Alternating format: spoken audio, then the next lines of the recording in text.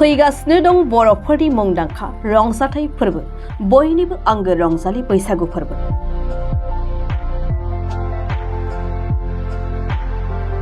बैसागु बोथोरा खाथियाव सौफैनाय लोगो लोगो बैसागु फोरबोखौ बरायनो थाखाय जानजि खाफ्रादों।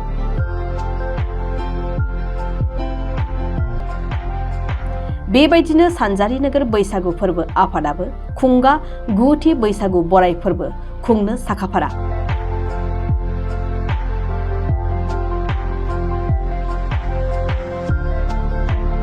फैगौ रंजालि बैसागुखौ बरायनो थाखाय दिनै सायनासालिनि गाहाय खुन्थियाखौ गायसनबाय।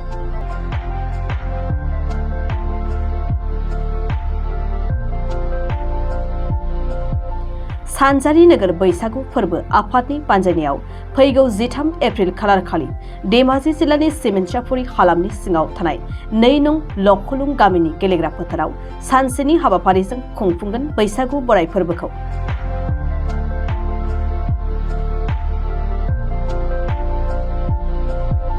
बेनि थाखाय गाहाय खुन्थियाखौ दिनै गायसननाय जाबाय।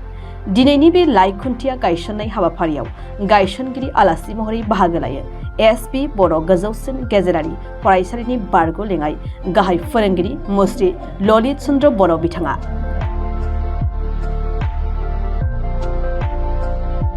बिथांजों लोगोसे बर'नि गोबां माहारियारि आफादफोरनि दैदेनगिरिफ्रा दिनैनि हाबाफारियाव बाहागो लादों।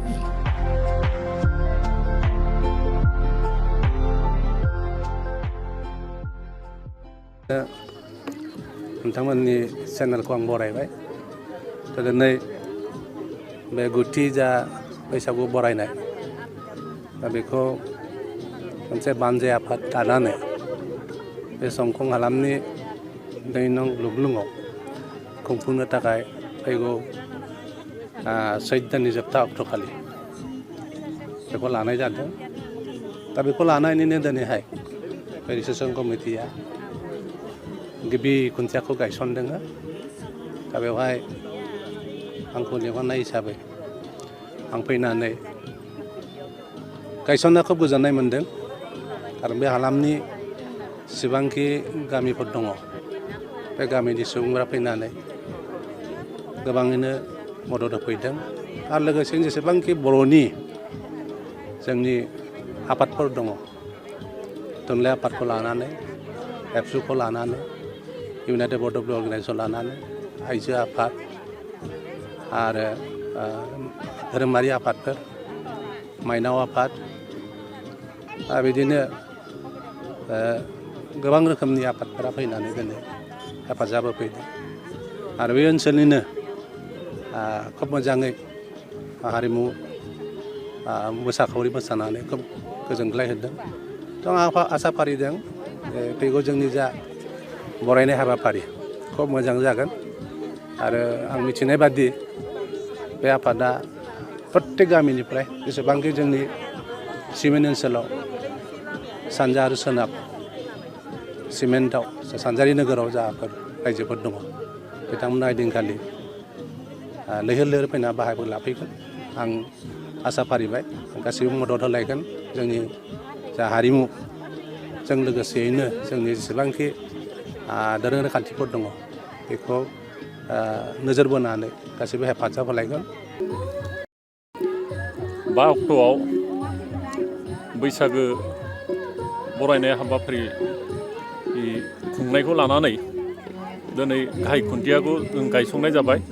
बेवहाय जों आलासि हिसाबै ललित चन्द्र बर' बिथांखौ लिंहरनानै दिनैनि हाबाफारिखौ जों मावफुंबाय।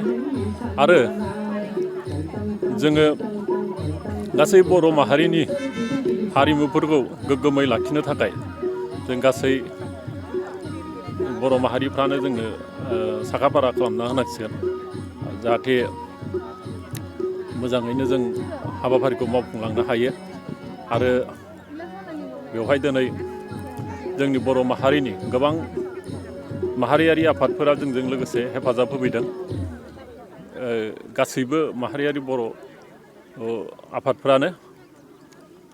आरो जों फैबाय थानाय बैसागो बरायनाय हाबाफारिखौ सानसेनि लानानै फ्राय गाजा गोमजायै जों खुंनो लादों। बेवहाय जोंना गासै मोसौ थुखैनायनिफ्राय लानानै जोंनि खुंखा जानाय आरो बर' हारिमु दिन्थिफुंनाय बेफोर हाबाफारि थाजोबगोन। आरो जोङो बे ओनसोलाव गासैबो गामिनि मानसिफोरखौ जों हांख्रायहरदों जोंनि बेवहाय बाहागो लाफैनो थाखाय। आरो जोंनि माहारियारि आफादफोराथ' जिल्ला हिसाबैनो बेवहाय फैनानै बाहागो लाफैगोनखौ आं मिजिंथिबाय। आरो जोंनि बैसागो बरायनाय हाबाफारिया जाहाथे मोजाङै मोजां जाफुंलाङो बेखौनो आं मिजिंथिनानै आनान गसाइनियाव बोर बान्सा बिहरनानै आं दिनैनि बिबुंथिखौ बेखिनियावनो फोजोबनाय जाबाय।